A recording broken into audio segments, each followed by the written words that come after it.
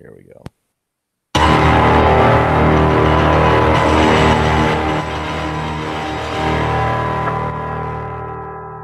Glorious! No, I won't give in till I'm victorious. And I will defend. I should have turned around slower on the chair. Hey man, it's hard to time out. But, you know, that's Bobby Roode's deal. So, did you notice that they gave Gable his own spindle thing? Oh no! Yeah. And he's out. Everything. He's got his own robe and everything now. Oh wow! I don't know how I feel. So obviously we're opening with Glorious because they won the tag titles. I know Eric is very upset about this. I just want to say this, and then I'll let Eric do his thing. I just want to say this. I agree with what Eric's going to say to an extent. On the other hand, they're finally doing something with Bobby Roode. Yeah. They're doing something with Gable, which I like. It's working. So I'm not necessarily upset about the change, and I think change is what we need right now. So things like this, and it's only going to set up for an eventual loss and heel turn for Bobby Roode in the end. So I think this is I'm okay with it. I'm Eric, go ahead, because I know you got a lot to say on this. I was going to say, would TLC be too early to do that since they just won the belt? I would hope. I mean, you're finally doing something with fuck Gable. You're finally doing something with Bobby Roode. Yeah. The only reason I bring that up is because of what happened with Ambrose and Rollins won the belts and then he turns right after. Which is another reason why I don't think that would happen, because you're not going to do that. Yeah, we played hot potato with those tag titles. With WWE, you never know. We watched 2 weeks of Raw that were exactly the same. So really, the only problem. Look, I love Bobby Roode getting some attention, definitely, because he deserves it and he needs it. But I just feel like it shits on all the authors of Pain have been booked like shit. They really have been. When they were champions, before they were champions, when they came to the main roster on months on end for not even being used. Fucking Drake Maverick over Paul Ellering, you name it, Can I just say something though, real quick, because you brought up, Drake and Ellering. Can I just say right now, I think one of the reasons too why I'm so okay with them losing the titles so quickly and right now, I'm just not big on AOP right now at all. And yes, a part of it is because of the way they've been booked. I think they're great in the ring, and their size is great. Their look is great. I think the music sucks, and I think having Drake with them, I think is my biggest problem. I can't take them seriously. To me, Drake needs to go. Imagine Paul Ellering pissing his pants. Ellering was perfect. Ellering had the look. He was the elder statesman. He wouldn't have wet himself. You know what I mean? That's just not something they would have had. Or else they would have pulled out Depends, and it would have been a whole thing. It's fucking AOPP at this point. AOPP. But at the same time, good for Bobby Roode, and I'm glad to see them doing something with Bobby Roode. And then, Steve, you did mention that they are matching now.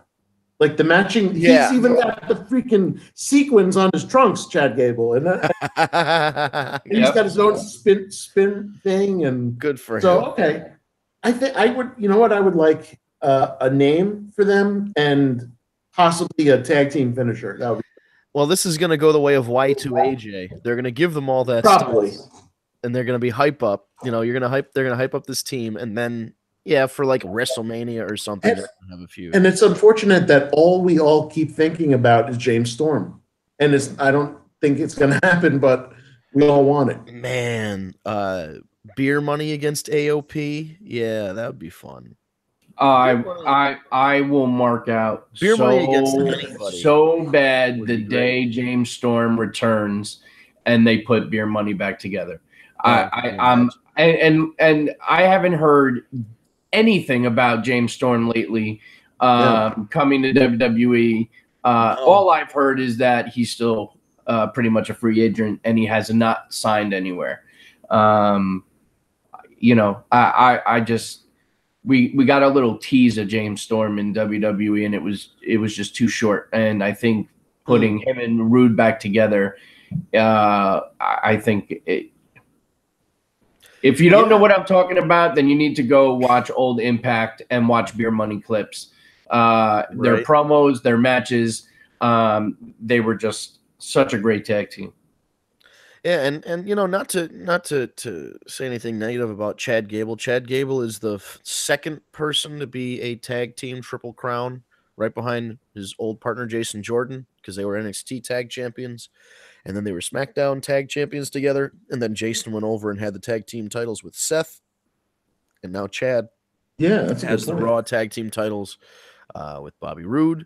So and I like Chad Gable, and I would rather see him do a singles thing. But for right now, if they need him, you know, I think the same thing for Bobby Roode. I'd much rather him be a singles thing. But it does give him another championship, which is cool. Yeah, absolutely. And I think I think if it leads to a WrestleMania match or something like that, then we're on the right track. What is happening with Jason Jordan? Is he not ever going to wrestle again? What is the prognosis? Do we know? There's nothing official. They're still saying that he's rehabbing or whatever. Because I'd honestly love an American Alpha reunion too. It would be great. So he's traveling with them. He's producing segments, but who knows if he's. I'm glad he's still involved. Yeah. Draws. Oh yeah, is even to this day is still involved. Yeah, definitely. And that's the thing they've been doing with recently, rather than just firing somebody. I mean, Tyson Kidd is doing stuff too. Right. So they've got him. They got Tyson Kidd. They got Corey Graves. They got Jason Jordan. I mean, they're finding roles for people when they're injured. Alexa Bliss, although I hear she's cleared now. But they tells me they're prolonging this. Yeah. Well, all right. So I guess we should probably get into it a little bit. Raw, which I'll admit I took a nap waiting for Raw and then woke up for the last match. So I saw the last match, which was good, but I was reading the rest of it to catch up on my phone, and I thought there was some stuff that was sounded okay, but it opened up. And I'll ask you guys because you probably watched it more than me. Show opens up with Seth Rollins coming out and telling people the show stinks. And the ratings are bad, and nobody likes it. Allow me to jump in for a minute because I did watch, right. And it's funny and it's ironic in a way, and part of me says it's actually very smart and brilliant of WWE to play it this way, but at the same time, you're acknowledging that there's an issue, you better fix it. So, they had Rollins come out and basically take everything that we've been reading online and everyone expressing how much that they've really hated Raw lately and, stopped watching and this and that. They took it and had Seth Rollins blame it all on Baron Corbin, that Baron Corbin is the reason why it's the lowest ratings they've had in a long time, and that they're not selling out, and because you're having people take a piss on clothing and wet themselves and all these things. And the funny part is, but the writers are writing this, but it was just a smart way to acknowledge that that you understand there's a problem. So I think it was a great approach. I just hope they fix the problem. You know what's also funny about that is that what they said, and they're trying to pitch it as the storyline, blaming it on Corbin. As soon as Corbin came out, I muted. So what does that say? Yeah, but then Corbin played the role of Vince McMahon defending his booking decisions, which again is another whole other meta level of the front office having a voice in the form of a character who's also playing somebody in the front office. Well, Vince, you brought up the writers, right? And ultimately, we know everything goes through Vince McMahon, and wasn't there a thing about last week or the week before's Raw? He came in and rewrote everything. So who knows what Raw would have been before that? But even so, they had from WrestleMania 30. WrestleMania 30 is kind of the watershed here because if you look at what's happened since WrestleMania 30, everything's been fucked. CM Punk left right before WrestleMania 30, so he's out of the picture. Daniel Bryan, they set him up in the main event, big deal, confetti, all that bullshit. And then he got injured. Then he gets injured.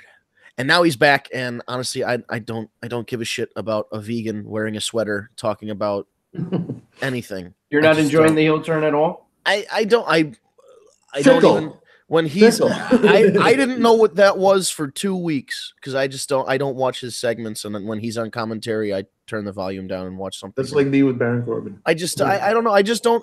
The only way, in my mind, looking at a guy Daniel Bryan's size, the only way he wins a wrestling match against anybody is with a fucking gun. I just don't believe that he's. Well, you know, Vince, to be fair, there's a lot of guys that are even smaller than Bryan. I know, but I just say that for too. This is wrestling. Your heavyweight champion should be a big fucking guy. Rey Mysterio Jr. Yeah, but at least he's built up like Rey was booked like shit as champion. But he was definitely built like shit as champion. Yeah, when he's billed as a giant killer when he's facing the Big Show on a nothing match, he can beat the Big. That's the thing. Rey Mysterio could beat the Big Show. He could beat fucking whoever they wanted, who was over 6 foot tall. But yeah, when it came down to it, then he was the champion. They treated him like shit. But what I'm saying is, like, I don't know. To me, if it's your World Heavyweight Championship, it's a fucking big guy with muscles who can cut a promo, and like they're coming in to see him. Macho Man, Hulk Hogan, Ultimate Warrior, fucking Rick Rude, goddamn Roman Reigns, John Cena, guys there's a certain, you understand what Vince's archetype is for a heavyweight champion when you look at the guys in the past. But what I'm saying is WrestleMania 30, you had the Shield, they put the Shield over, even though the match stunk, because it was against the New Age Outlaws who were 75 at the time. Yeah, it was. Yeah. So they got over, so they're building them. This was the first step in the burial of Bray Wyatt at WrestleMania 30. They're not prepared. And then what happened right after WrestleMania 30 was that the big turn? Was that when Seth turned? Was like the Raw after? A few months later after they beat Evolution. Or that's right. They beat Evolution and all that stuff. So what I'm saying is from WrestleMania 30 to now. Yeah, from WrestleMania 30 to now, then they had the Undertaker lose to Brock Lesnar, and that sets up where we are today. Roman Reigns, they were intending Roman Reigns to break the, or whatever. To beat the guy that beat the streak. Right. And instead we got all this convoluted mess that still ends up with Brock Lesnar being the world champion after all of it. They had 5 years to figure out what to do if Roman Reigns didn't get over. They said, no, you know what? We're going to stick with Roman Reigns. Even though he's not over, we're going to build up to it. Well, now he's fucking out, and we don't know if he's ever coming back. So what did that do? That did nothing for nobody. Braun Strowman, they killed his heat. Fucking Bray Wyatt, they killed his heat. All of it was to put Roman Reigns over, or and even Seth Rollins was involved, and Dean's involved, and they're kind of upper guys. But then you look at Dean. Seth. I remember his fucking world title run, the John Cena run, where he wrestled Kane 8,000 times. J&J Security. And it was just like nothing was designed to get them over. And now Dean is dressed up in his I bought this Bane costume on Amazon, and it doesn't look like the picture outfit. I just don't he looks like he bought this shit on Wish for $2. That was an awful jacket. I just don't. So what I'm saying is they had the opportunity. They had 5 years to figure out who were some other over guys and get them over. And now that that's not happened, here we are. We're months out from WrestleMania, and JR said in one of his, either on his podcast or blog or something, he said there's no one is at the level to main event WrestleMania right now. None of the men's wrestlers. Side. Right. Yeah. That's the amazing thing is on the men's side, there's zero. Maybe you've got your Styles who could main event a WrestleMania, and maybe Drew McIntyre, but he came back, but he's, you know what I mean? He's only been back so long. So you've got the women's side, and they're the women are straight. For the first time ever, the women are more over than the men, even though on average most of the women's matches from the lower level of the card stink. The top level of the women there's such a big gap, is what I'm saying. Is like the top level women are superstars, and then the lower level women they're tripping over their dicks. Sorry, I don't know what they're doing. But what I'm saying, it's just so weird that we're in this position where nobody's over. Dean Ambrose is getting injections in his ass on Elias. TV. Yeah, okay, Elias is over, but Elias could be in the main event. You think Elias could? All right, that was just going to say. Is Elias main event for WrestleMania this year? I mean, I think I'd give it one more year. I agree with Eric. I would give it another year, but if you had to put somebody in, I could be okay with him being. Yeah, I wouldn't be against it. Would it be like Drew? I wouldn't be like, oh, here we go. This fucking pay-per-view is gonna suck. You know what I mean? Drew versus Elias. Is that how you like? I'm trying to figure out what route do we go, because now here we are. We're in December. I mean, I honestly can't talk about that until Royal Rumble's over. Yeah. Because that's really what sets the tone. It's a better indication. Yeah. You know what I'm saying? Like, I'm just trying to figure out matchups. The rumor right now is Seth and Brock, which, if that's the case, that's great. Just if we're gonna put the title on Seth and he goes over it on Brock at WrestleMania, fantastic, because it's a continuation of the story where he came in and stole the title from Brock and Roman, the ultimate opportunist, or whatever the fuck they called him at the time. He cashed in the Money in the Bank at WrestleMania, etc. That would be a nice little way, because they never really. They had that triple threat match with John Cena and Brock Lesnar and Seth, but Brock and Seth have been kept apart for a very long time. Years, in fact. So it would be an interesting matchup. But again, if we're going back to 13 German suplexes and 4 F5s, and Seth gets one curb stomp in and everybody goes crazy, and then there's another F5 and he just loses. Like, what the fuck? We're back in the same spot we're in. Look at Brock's match with Daniel Bryan. That was the best match Brock's had in a long time. Yeah. And when he wants to, he'll go. Yeah. And that, it makes you wonder, because then he put on a hell of a match with fucking AJ Styles the year before that. Literally, that was a calendar year. Did he not like Roman? Does he not like Braun? Does he not think that they're good enough? All of this is stuff that runs through your head when you watch a guy wrestle one kind of match with one guy and one kind of match with another guy. Can you see Brock versus Drew? I think that'd be fucking awesome. Yeah, that would be amazing. I think that would be really good if Brock has his working boots on and is willing to put in, the effort. That's really what that boils down to. But let's picture a world without Brock. Yeah. Raw is in trouble.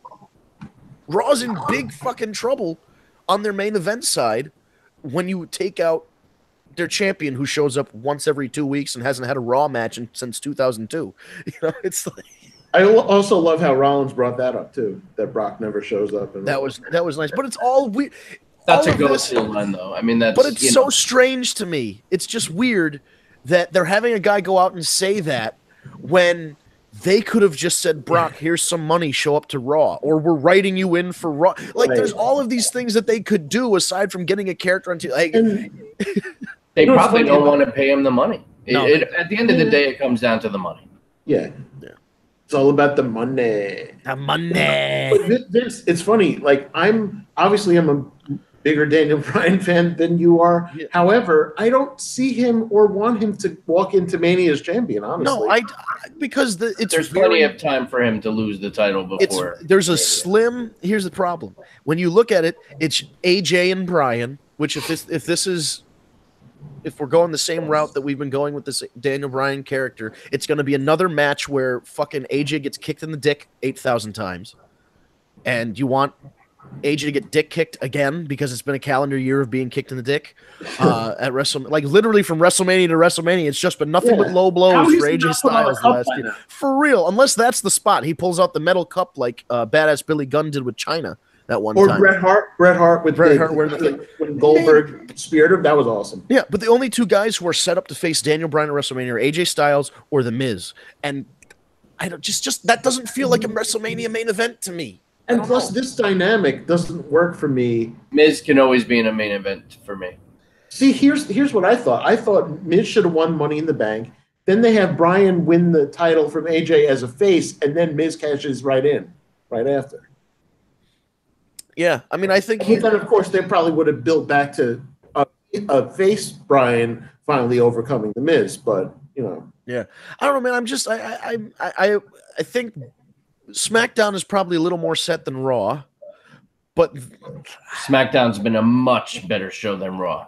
Not that takes much, but SmackDown has been the superior brand in terms of storytelling for like 2 years. For like 2 years. Since that brand split in 2016, SmackDown's been the better show. And I don't know if they're going to... They need to do like a roster shakeup or something. Get some people from SmackDown who are over, bring them to Raw. Hopefully they stay over. We're going to have to wait until probably after Mania. After WrestleMania. But it makes you think what's going to happen with SmackDown, though, when the Fox deal comes through. Yeah.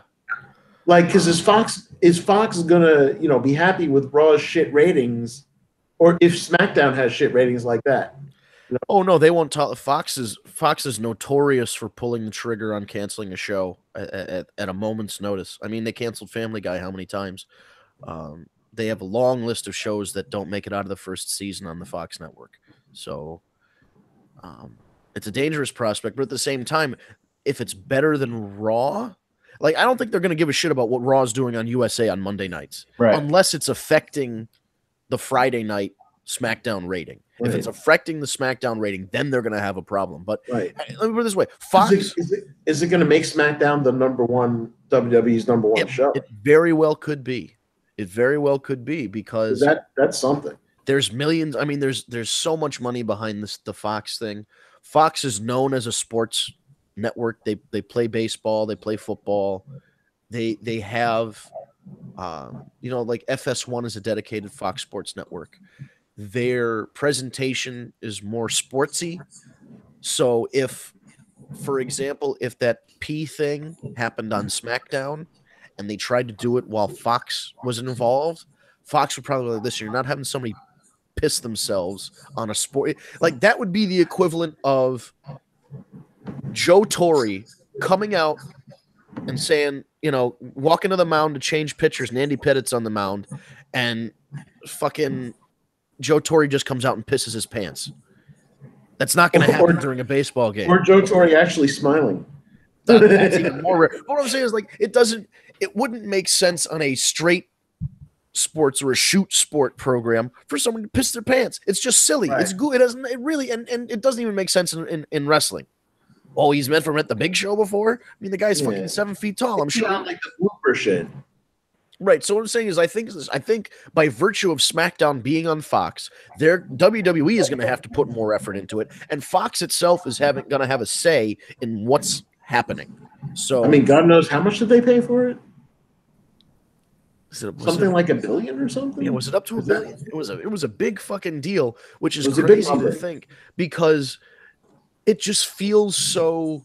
And I know we're in a down period, and then Royal Rumble's going to come, and it's probably going to pick up. But like, this is that point of the year where wrestling is just bad, and it's like, it's noticeably bad. Like, wrestling is always kind of cheesy. It's wrestling, but like right now, we are in a bottoming out period like I've never seen. Like, Raw ratings are literally the worst they've been since it went on USA Network 30 years ago or whatever it was, with Rob Bartlett as the announcer, and they're in the Manhattan Center, and they all had an hour on USA Network. That's the ratings that we're getting now. You know what, though? You know as well as I do, it will get better. It will. It's WWE. It always does. It goes into its lulls. It happens, and it will get better. I have to hope that anyway. Oh yeah, and it's proven before because it is cyclical. Things always kind of bounce up, and then they have they go down just like anything else, the stock market or whatever. There's ups and downs in your favorite seasons of TV shows. But is there one guy like that's outside of WWE right now that could come in or come back, and it would make a significant difference? Do you think Kenny Omega? I was just going to say Rhodes. Any of the elite, if they bring the elite guys in, which apparently Cody just recently, as a few weeks ago, turned down an offer from WWE. But that fucks the whole game up. Imagine the Royal Rumble, and the elite comes in like the NWO used to, where it came in like the Nexus did, and then at WrestleMania you've got your tag team champions against the Young Bucks, and you've got fucking Seth Rollins against Kenny Omega for the Raw Championship, and then you've got. You bring the Good Brothers out, and then Gallows and Anderson and Finn have to decide if they're going to side with their friends from Japan or if they're going to not. And then maybe Seth or maybe Finn wrestles, I don't know, Adam Page, or Finn wrestles Cody, or there's so many things you can do once you take guys like that and inject them in. And I'm not listen, I'd rather them do whatever they're going to do. If they want to do outside things, they want to start their own promotion, they want to work in Japan, whatever it is, it's probably better for them mentally, travel wise, all that other stuff. The money's probably much better in WWE rather than doing the outside stuff. But I don't think it's necessarily about the money, though. Right, and it's not at this point. Right, these guys are somebody who realize, unlike those baseball players who like hold out for an extra $5 million, it's like you're already making $100 million. Why do you need an extra $5? Yeah, I think it means like more to Cody than money. Yeah, oh for sure. I mean, the whole thing, or even all of them. But Cody specifically, because of the everything that happened with his dad and going to work for Vince in the 90s, and they put him in the goddamn polka dots. And you know the whole thing was a fucking that Cody has for the business, you know. Yeah, it's but even so, I'm trying to think of another guy that's an outsider. Like, is CM Punk in that? If CM Punk came back, because honestly, wrestling fans, some of them are UFC fans. It's really not as big of a crossover as people think. He'd come back and be able to go right back into the main event level, because nobody watched nobody important in WWE watched his fucking UFC fights. The fans didn't watch his. They don't know how bad he was at UFC. Listen, fair play to him. He's 40 years old and he wanted to fight in the UFC with no training, basically, and did it. Congratulations. That's a fucking goal. That's great. But he could come back to wrestling and still be a huge star, at least for a couple years. Because I mean, if he is was he 41? Something like that. AJ's about the same age. I think just 40. Yeah, but so AJ's right there in the same age bracket. It's fine, but also at the same time, why do we need to take guys that are outside? Which was fine. I'm fine with that. But why we need to get the guys that are there to the next level? Well, that's kind of my point, because they don't really do that. I mean, you brought up the fact that they put all their eggs in the Roman basket without. At least with Cena, there was Orton and Batista and Edge, and Punk and Bryan. Think about that sweet spot and I'm talking about a sweet spot. It was torture back then when John Cena constantly had the world title. But think about this: when he would go out for, like, he tore his pec or he had this injury or whatever. When he left, Batista would pick up the slack. You're right, Batista, Randy Orton, Edge. They threw the Miz in there for a little while, but JBL was always a contender at one point, even though I never. But see, here's my thing, though, dude. And I don't mean to cut you off, but yeah, no, I'm just saying there's guys that the backup guys were closer to being. But I think Cena they level. have guys that could be the backup guys, and because of the writing, they're not being. There's no planning. Yeah. Oh, you got tons. You like got guys like Miz and Elias and Almas and Drew, and you've got guys that you can put in as those guys, and you're not doing it. That's the problem. Absolutely. Right, and that's what I'm saying. Yeah. That's the frustrating part, is those guys, even Dolph Ziggler, who was they've got over 2013, he was, oh man, everybody loved that guy. So what are we doing here? They took guys like Bray Wyatt had no reason to lose to John Cena at WrestleMania 30, and then lose the Undertaker at WrestleMania 31, and then lose every other goddamn pay-per-view match he's wrestled in the last 6 years. They killed him. And what's going on? They killed Dolph. Where is Bray? What's going on with Bray Wyatt? Bray Wyatt. Why are we not using him? This is somebody you want to spice shit up on Raw. You bring back Bray Wyatt. He's another one. You're not using him. And I hear he's been returning at house shows and shit. So what the fuck? Let's bring back Bray Wyatt. What are we doing? The coolest Bray Wyatt ever felt was that one time where he hit he was tagging with Roman, and he did that no-look point to Roman, and then Roman hit the big spear, and like that he was on fire at that point, because it was like the first time he was really a babyface, and he was, it just felt fresh, and then he needs some fucking wins. Like, I know they say really wins and losses don't matter in wrestling, but don't they? little They bit should. The whole. I'm glad you talked about this. It's on a meta level.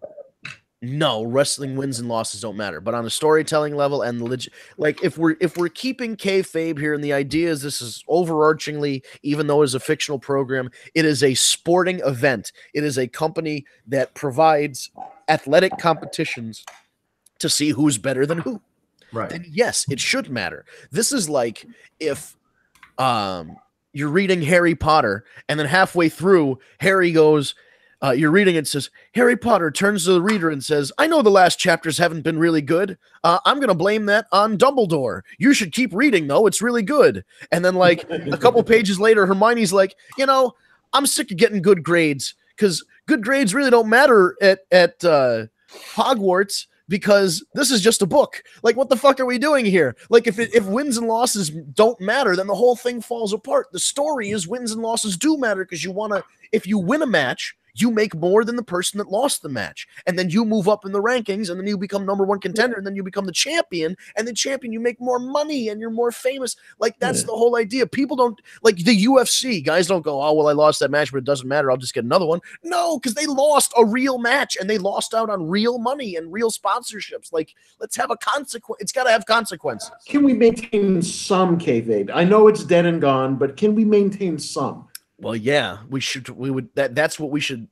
Like all the people that say the titles are just props, maybe they are in the scheme of things, but they shouldn't be treated as such on television, though. Yeah, right. They should be presented as important, even if they are just props. That's like saying the person who wins American Idol, like the trophy they get is a prop. No shit, it's a prop. You went and had somebody make it. It is inherently a prop on a television show, but it means something. Like, it's just, it's frustrating because there was layers and layers of kayfabe, and is this real or is this not? Now everything is fucking, you got Baron Corbin and Xavier Woods doing interviews and saying, oh, we just don't really listen to the negativity on social media because everybody's negative, so we just filter it all out. It's like, well, I understand 90% of what people say on social media is negative, and a lot of it is probably over the top and really nerdy, and they're like, you should kill yourself, Baron Corbin, you suck, and all that stuff. Sure, filter that out. But when people have legitimate complaints about a program and you see the ratings going down and you see it's like they're making us feel guilty about complaining at all. Right. It's like we're trying, and I understand you're trying your best, but then you're not the problem. When somebody says that Xavier Woods did a bad job on Raw, or SmackDown rather, or Baron Corbin did a bad job on Raw, it's not necessarily about their match. Because, like, that's probably the best Baron Corbin match I've ever seen. I don't know how many I could say off the top of my head I remember, but that one last night was very good. He wrestled a very good match against Seth. He was fantastic last night. But when people complain, if people complain about Baron Corbin, they're not complaining about the person Baron Corbin. They're complaining about the situation, the promos that they're made to say. Some writer wrote those lines and they had to say them exactly this way. And all the bullshit that they make Bailey and Sasha say. Do you believe at all in any of the words that they're saying? No, and you can tell. And that's really the problem is, like, when we complain about Bailey and Sasha, I'm not saying, Mercedes and whatever else, they're fucking bad people and they should die. I'm saying whoever wrote these characters are probably bad people and should die. It's not the performers. It's really I understand the buck stops with Vince, but if that's the case, then somebody needs to have a meeting with Vince and be and listen. Something is not working here. You've already acknowledged that something's not working because you had a character say that ratings are down and attendance is down and somebody's peeing on things and it's weird. Like, we're already acknowledging it. Now we need to, it's the follow-up. We need to know more. It's like the justification for it is that they make so much money. Okay. Oh yeah. And that's the thing. But I'd like to see quality TV too. There is no bigger gap than between the money they're making and the effort they're putting in. There's just such a big gap in the creative and the billions of dollars that they're making. Because, like, now, honestly, I mean, if the WWE went out of business tomorrow, aside from the network, I'd still watch the network because then I'd have 50 years of wrestling to watch on the net, and the WWE would still make money. They could never hold, if they wanted to, they could never hold another fucking wrestling show and just do streaming service, and they'd still make money. But if you're going to do wrestling and you're going to put on a television program, we're starting to get into that like late Walking Dead. Like now everybody loved The Walking Dead, and then they got to a point where it just got too silly, and now people stopped watching The Walking Dead, and those people aren't coming back to watch The Walking Dead again. They're just not. So wrestling fans will always come back. Wrestling fans will, but the outside people that Fox wants, right, and the eyes that they want on the advertising dollars, USA Network, the casual fan is who you're. But lose. You know what though? So fuck it. If Fox deal doesn't work and Fox, fires them or whatever, they go back to USA, or maybe they go only on the network. Maybe that lights a fire under. Right. I was going to say, what is that a possibility in the future for Raw and SmackDown to be live on the network? Absolutely. Oh yeah. If this Fox deal doesn't work, absolutely that could happen. They were talking about putting Raw on Facebook at one point, and then that's what they did the mixed match challenge instead. They almost feel like it'd be presented slightly different if they were on the network. Yeah, because absolutely. Not big, but slightly. I'm just saying. It would be different because then you'd be booking. They could do whatever they want. Yeah, they could do whatever they want, but they'd also be booking for the people who bought the network, which are wrestling fans. So it would be more like a wrestling show. Dave Meltzer said something like Raw lately has been like WCW in 1999 and 2000. And I disagree because WCW was a fucking mess in 2000 and 1999. It was a clusterfuck. Yeah. But I watched every single week. I watched to see what would happen. So did I. Because you had Nash and Hall and DDP and Raven and Hogan and Jarrett, even though, hey, Jarrett, Booker T, the Misfits in Action, the fucking Natural Born Thrillers. I'm listing off the whole roster of 1999 Nitro. I couldn't tell you fucking 10 people that wrestle on Raw. I don't know. I could. Yeah. Well, but you know what I mean? It's like. Well, I see, but that was the beauty. I watched both. It was such a great time. Raw. I don't mean Raw in 1999. I mean Raw yesterday. You know what I mean? Like. Yeah. Who I just named a bunch of people that were memorable characters, even though Corporal Cage and Lash LaRue, who the fuck was he? I remember him. Right. Like I'm not gonna remember. Look at Lucha House Party. If you watch 205 Live, you might not be familiar with those guys.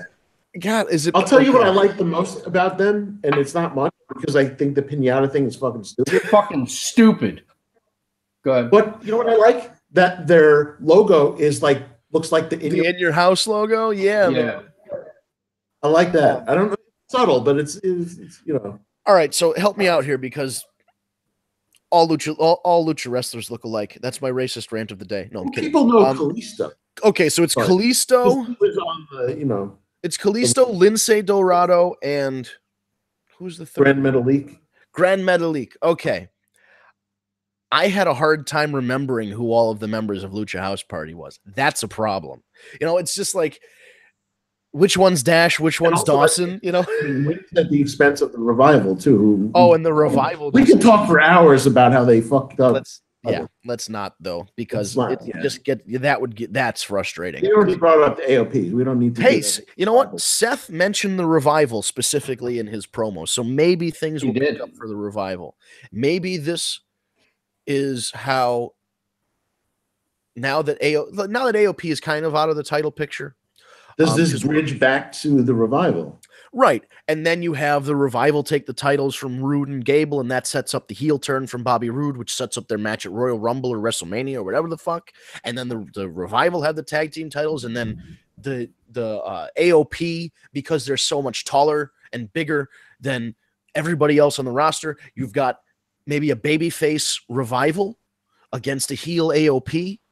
And I don't. There are ways you have these guys who are supreme. Just think about how over the Revival and DIY was in NXT. If you brought Tommaso Ciampa onto Raw, they'd have fucking Dean Ambrose painting a clown face on his bald head or some dumb shit like that, and he'd never get over. Like I just don't know. They lose the plot between NXT and Raw. It's lost in I'm worried about the Velveteen Dream, honestly. Oh, yeah. I will say this though, one rumor I've heard, and I've heard it a couple times already, is that EC3 is slated to make his main roster debut at the Royal Rumble. And I can see that. Yeah, I can too. That'll be another way to spice it up a little bit because he's another great. I feel like he fits in better on the main roster than NXT, oddly enough. I agree. Yeah, he's one of those he's a looks guy. And I mean, he wrestles well too, and he's got a good promo but style. You know, anyone that was a TNA fan, you know, he was a main event guy. He was a world champion there. So, you know, same like Samoa Joe, like it was kind of weird on him being on NXT for me. You know, but at the same time, I mean, he killed it, of course. Right. That's the thing. He went out there and murdered people, and then he got to the main roster, and there's just even Austin Aries too. And listen, Samoa Joe has been great on the main roster, but he ran into the Bray Wyatt problem of they didn't give him any fucking wins. No wins. Or no big one. Right. He wrestled AJ probably 30 times on TV this year. I think he lost all of them. I think he lost every single, aside from the one where AJ Styles got himself DQ'd because he was talking about his kids and his wife. Joe was talking about AJ's kids and wife. I think that's the only one that Samoa Joe won because AJ got himself disqualified. I don't think Samoa Joe won any other matches against AJ Styles. And that's a problem. I mean, look at Nakamura. Nakamura lost that whole series of matches, and now he's the U.S. champion, which means nothing. And Knock America, which isn't a real thing. The whole thing stinks. Like, I don't get. You pay for a guy from New Japan. I feel like him as a heel doesn't work if it's not the main event. Yeah. It's I don't know. I mean? Nakamura, and we're not going to get the wrestling style of Nakamura from 5 or 6 years ago, who was killing things in New Japan. I get it. I understand we're not going to get that guy. He's older now. He wants to make his money wrestling the WWE style, wrestling safer. But he would come out and he would watch some of his entrances from New Japan. When he was a heel, he was so much more cocky, and like he wore this crown thing, and his outfits were more outlandish, and like he carried himself more like a delusional rock star, like a Michael Jackson who thinks he's I'm so famous I can do all this. There's like a little drop of that. You think WWE is not letting him do that, or? I don't know, or maybe he's just content to do whatever. I mean, he could just be content to do what they tell him to do because he's collecting a paycheck and it's the most money he's ever made in his life. So why is he going to turn it down? Right. Look at Finn Balor. I mean, like, if you saw his New Japan stuff as a heel, like he'd be as Prince Devitt, right? And he'd come up like he'd be on someone's shoulders, walking him out as if he's like the king of the world. Shoulders or somebody, or Gallows' shoulders. Yeah, and that's the thing. You hire these guys away. Almost, it just seems like they really are just hiring him away to hire him away because now Finn's doing fucking nothing. The rest of the Gallows and Anderson, they're on Edge and Christian's show more than they're on SmackDown. So what the fuck are we doing here? Speaking of the Edge and Christian show, again they killed it. Edge and Christian was the best written WWE show right now. Great, and it was the last season, which was like 2 or 3 years ago, was great. This season, I mean, it's somehow topped it, and like I said, it's the best show WWE is putting out between all of their, and maybe NXT's up there. But I'm just saying, but there's a reason for that. It's a half-hour show. There's a vision of what the show is.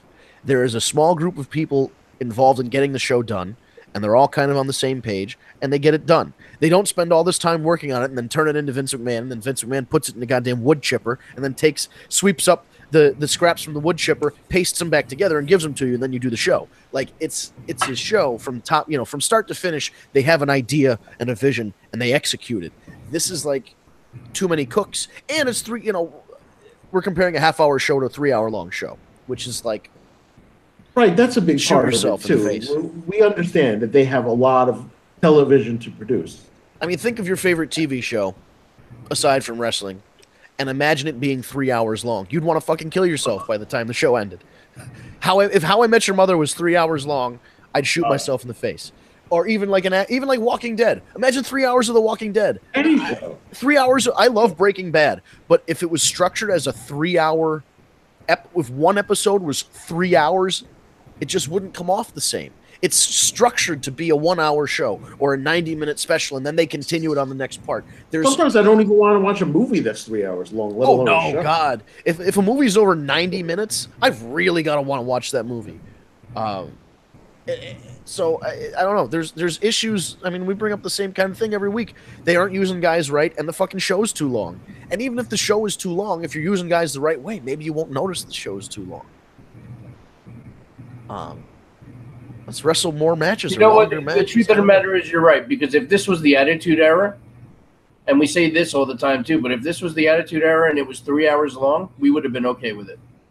Yeah, because you would have had a fucking 20-minute long GT. It would have been better television, first of all. Yeah, well, I mean, because there were things happening, and like, yeah, and not just, and I just want to say, not just because of hits and curse words.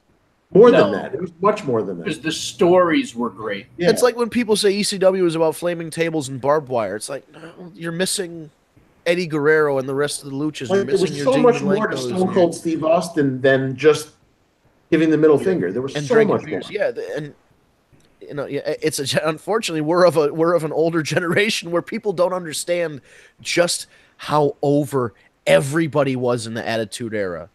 Guys like Billy Gunn and X-Pac, who by no means were superstar Billy Graham or Ric Flair's in the ring. They weren't, but they were over as fuck. And there were signs for the New Age Outlaws all over the place, and they had the words, ladies and gentlemen, boys and girls, and it was around the whole arena. Like, everybody was over. You're right. Rikishi and Too Cool.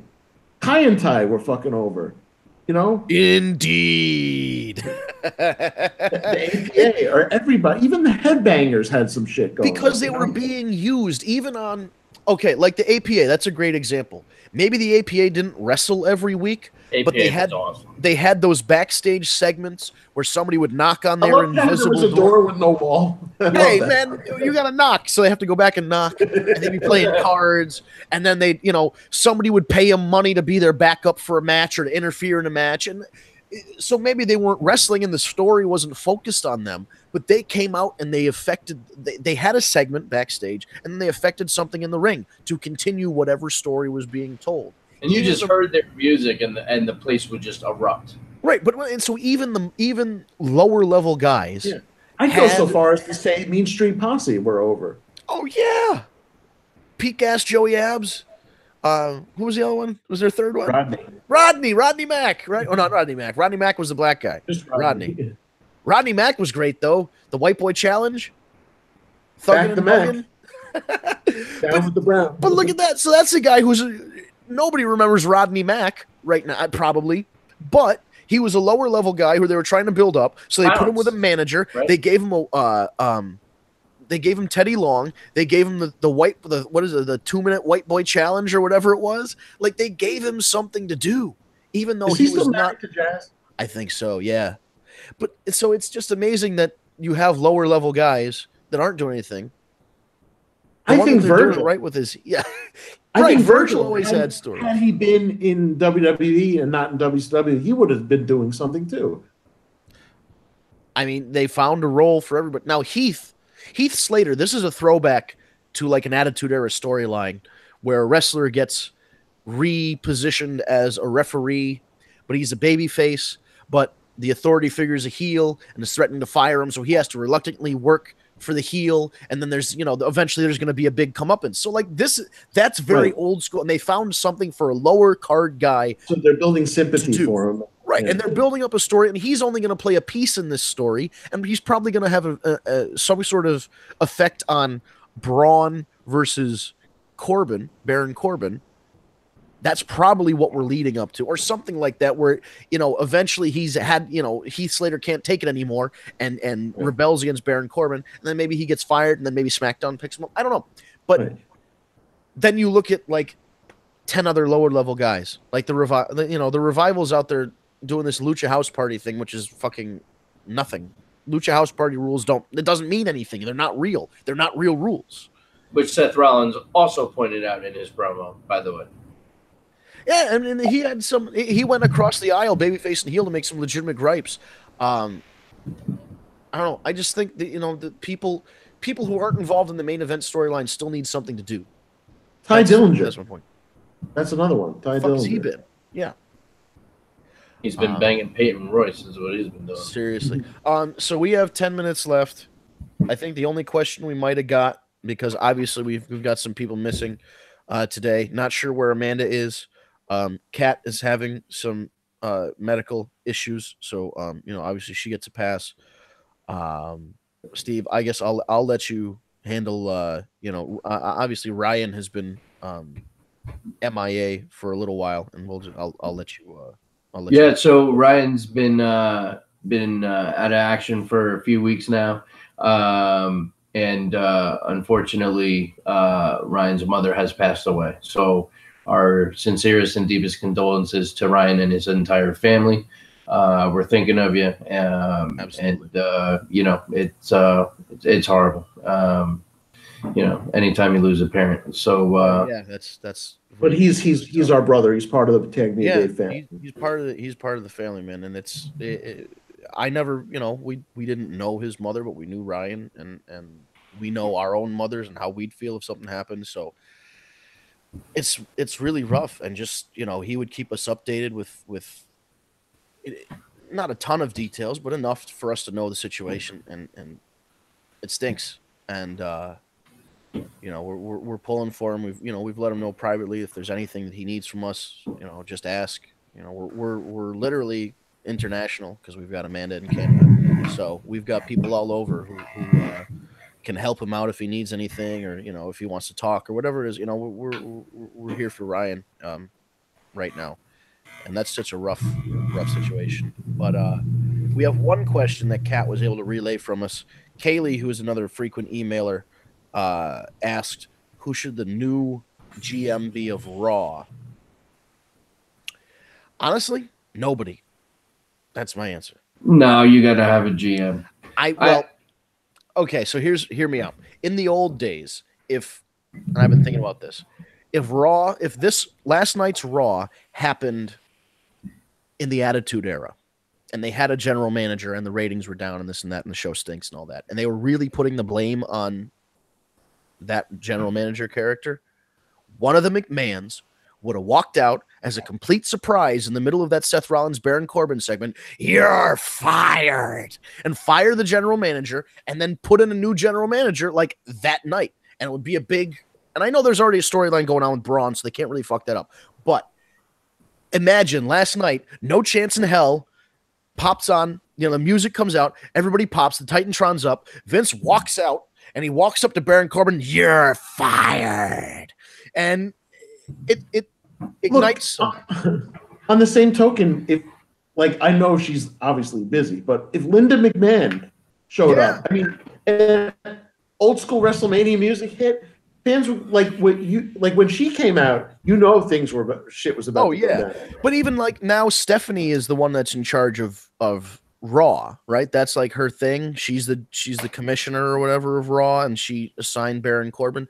She could have come out and played the role that her father used to play and fire him and institute somebody else. But here's my thought. It should be somebody of a Jack Tunney stature. Yes. It should be it should be Pat Patterson. Or Gerald Briscoe. And they never come out on Raw. Completely indifferent to everybody. So I'm going to have to completely disagree with the both of you. And I'm going to have to go with the men on your shirt. You want to bring Hulk Hogan back? That's how you bring Hogan. That's a good idea. Non-wrestling role. I like that. You have Hogan as your new general manager, brother. I want him to call Bobby Lashley brother and have Bobby Lashley say, What did you say?" Oh, brother. Okay. I mean, listen, at the end of the day, people will tune in just to see Hogan. But I think they should be not less active, but less present. The general manager should be like when Jack Tunney used to choose to make a determination on something, like when Macho Man wasn't medically cleared to face Jake the Snake, or when the Ultimate Warrior had to give up the Intercontinental Championship after winning the World Championship from Hulk Hogan. They'd cut to him at his desk in a suit and tie. "Hi, I'm Jack Tunney, the WWF World Wrestling Federation president," and blah, blah, blah, and he explains his thing. No personality, which was great, though. But and I'm not saying the next GM has to have no personality, but I'm saying they shouldn't. Like I'm so a little stoic, possibly. Right. But I'm so over the evil owner, me general too. manager, we're going to screw you over thing. We've been doing it since Vince McMahon did 25 fucking years. And we've just been doing flavors of that for the last 25 years. So the general manager, and they try to make the general manager a babyface with Kurt Angle and Mick Foley. It can't be a babyface. If they're an authority figure, they should be an authority figure, a neutral. Regal is the best general manager on NXT. Because he only comes best. It goes down like when he needs to be there. Yeah, and he still makes rulings. The camera cuts to him and he makes matches and all that stuff. And if somebody has a problem, they go to Regal and they're in his office. But he's not out there, you should have done this or that, and now you're going to wrestle the big show. Some bullshit. Perfect amount of time where when he comes out, the crowd knows something's happening and it's important. Right, because he's active as a general manager, but you don't see him in every fucking segment. Right, and that's kind of where we're at. So I agree. Whether it's a Hogan, because even Hogan, imagine that he doesn't even have to show up to the show if they don't want to book him every week. They have him sit in his backyard in Miami, Florida, or wherever the fuck he is in Florida right now on the beach. He could be at Hogan's Beach Shop, brother. I don't care. Like, he could just be there and I reviewed the tape, brother. We're going to do this, that, and the other thing. Like he can do it via satellite like The Rock. Hey, fuck it. Have The Rock be the general manager. Pay him some money and just do it via satellite. I don't know. Like, I'm just something different. I had this idea where wasn't there a time where JBL was the GM or something, some kind of authority figure? I know he was in NXT for a little bit, but I had this thing where he would be GM on one show and then Ron Simmons would be the GM on the other show. Or shit okay with that. Either together or Edge separate. And Christian. Oh man, because then Edge and Christian that would legitimately feel like those two guys were competing against other to make their show better to beat the other guy's show. And it wouldn't be like a malicious thing. It would be it would literally be a friendly competition. Be like the Trump Stain Challenge. Yeah. Or it would be like Xavier and Tyler Breeze doing the Raw general manager thing on SmackDown Here Comes the Pain, like they've been doing on the YouTube channel. It's a competition, but it's like it's friendly competition. There's not a babyface or heel about it. What about Kevin Nash as Chet Lemon? And Booker T as Black Snow as the other GM? Yeah. Anybody like who should be GM? Big Heck, Barrio Rikers. They should bring him in. He's in Florida. I know he's listening tonight. So what up, Big Heck? We miss you. We wish you Big Heck could be an author of pain, man. I was just thinking that if they could slide him right into the authors of pain and get rid of Drake and put Barrio in, that would be perfect. He's already got the gear. Yeah, I think he would be a good fit. But even that bugs me so much. I feel like the only way to save AOP right now is something like that. But just think about it. The other thing I thought would be cool would be if they wanted to bring Ellering back to try and save AOP, Ellering comes out and says, I brought you success. I brought you the NXT tag titles, this and the other. I never once pissed my pants on national television. Like, that's all he'd have to say. And then they'd fucking hit the thing on, they'd power bomb or whatever the fuck Drake Maverick and leave him in the dust. I don't know. It all comes back to the AOP stinking the joint up. And it's not their fault. It's not their fault because they're good wrestlers. Yeah, it's just a shame. All right, we're at top of the hour. Oh, boy. Wow, that flew by. Holy shit. Good show. A lot to talk about. I guess when we have something to bitch about, the show goes really quick. Amazing, isn't it?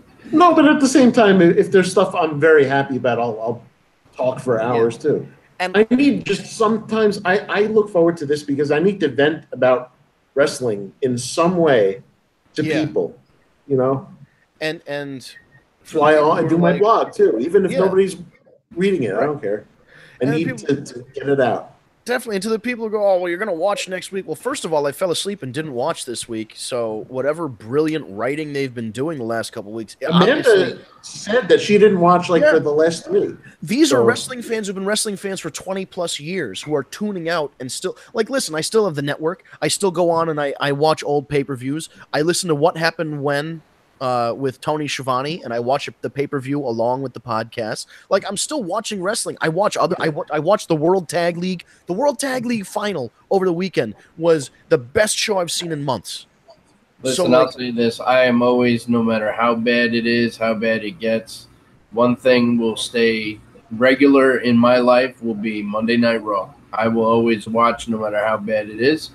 And, that's just, I probably will, next week. It will turn. You know what I mean? You got to think about so many guys on the shelf right now that are going to come back. And it's just a matter of time. And we haven't even, Kevin Owens, Sami Zayn, Braun's going to come back. I mean, you got, so. What do you think about John Cena as like a GM type of, like after he's like completely done wrestling? With that. I'm okay with it. I think that would be fine. It would be Cena's phenomenal on the microphone. There's no reason, Yeah, I agree, man. Any Big Heck would gladly be the AOP manager, by the way. All right, there we go. Drake Maverick, we're coming for you. And I like Drake. I think Drake Maverick's a great 205 Live general manager. It just doesn't make any sense that he's literally 2 shows run by the same company. It's just the wrong fit. That's all. That's all. It's just the wrong fit. It makes no fucking sense. Yeah, because he can provide entertainment in any other. I mean, shit. I'd almost rather him be like EC3's companion. I was just gonna say that. If EC3 comes back up, the best pairing would be Spud and EC3 again. Fuck it. I think that's the way. And Hector be in the AOP. You know what, Hector? Don't do like that guy who shit in the bucket and then threw it against the wall at the NXT Performance Center. But I would say the next time that there's one of those open tryouts at the Performance Center, we got to get Big Heck in there.